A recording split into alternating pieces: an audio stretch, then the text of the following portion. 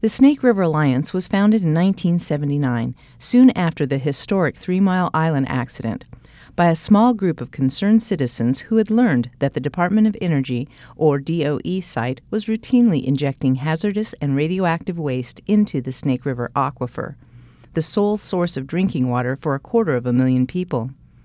The focus of our first efforts was to build public pressure to stop this irresponsible practice.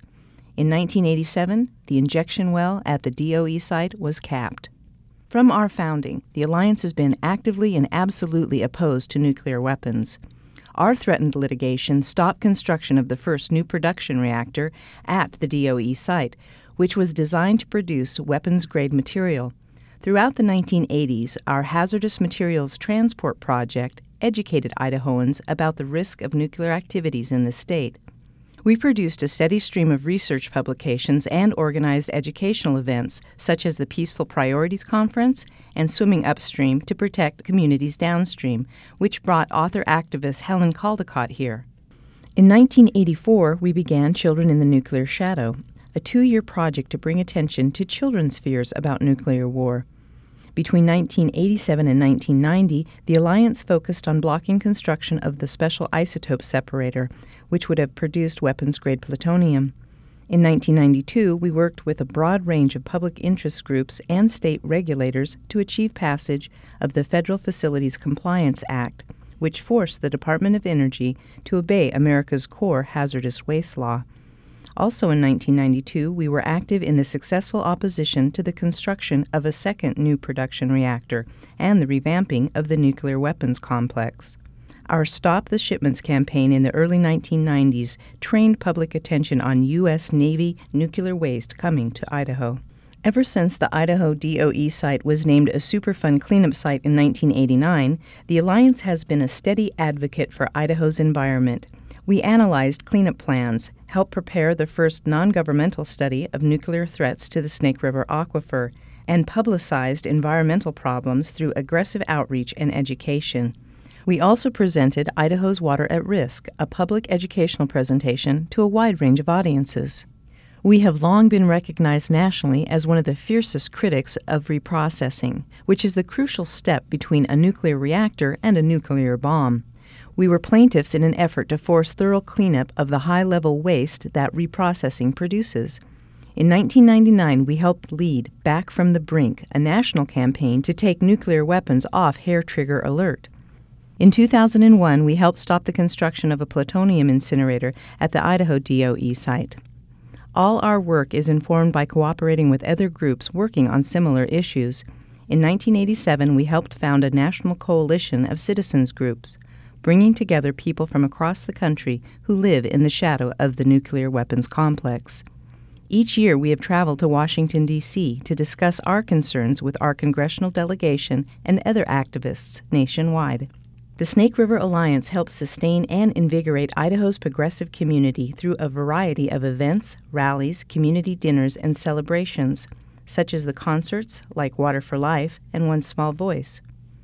Featured artists have included Carole King, Rosalie Sorrells, Jackson Brown, Steve Miller, Bonnie Raitt, and Ronnie Sue Blakely.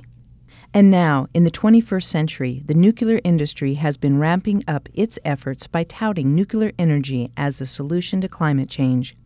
They forget to tell the public that it would take too long to build, cost too much, use too much water, and leave too much waste for generations to come. The Alliance saw through their deception and is now known as Idaho's only nuclear watchdog and advocate for clean energy.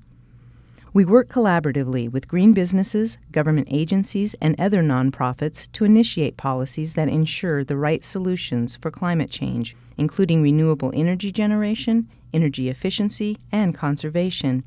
We are at the forefront of the energy debate and want you to join us today. Take a look at what we have accomplished over the years, and then join other Idahoans to create the future.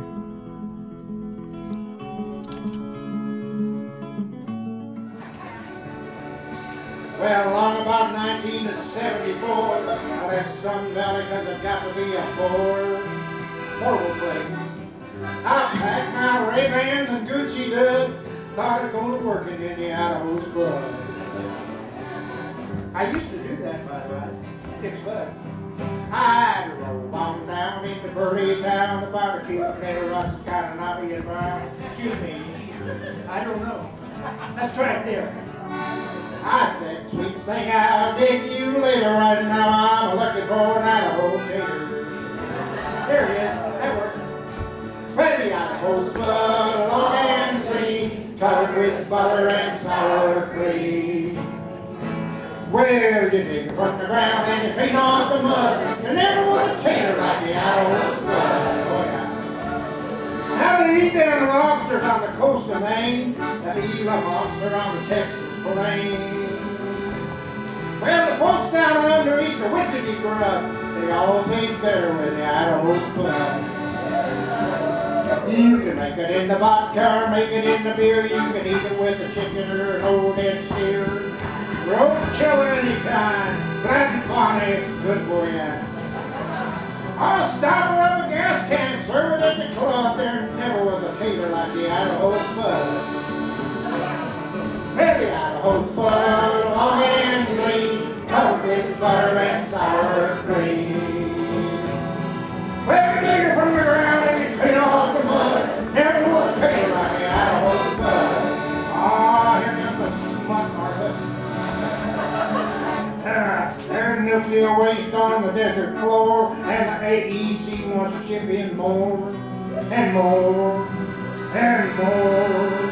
There's a hole in the ground where they're dumping their crud, radioactive Idaho Spud.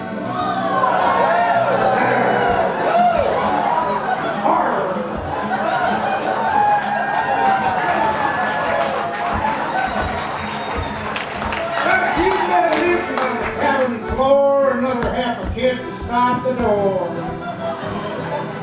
Well, I ride out like green tomatoes. I beat them young'uns on nuclear taters, yeah. Now the Idaho Spud, it's nuclear green. You can use it in a bomb or run a submarine. You can nuke them bunnies out the old Mud Lake.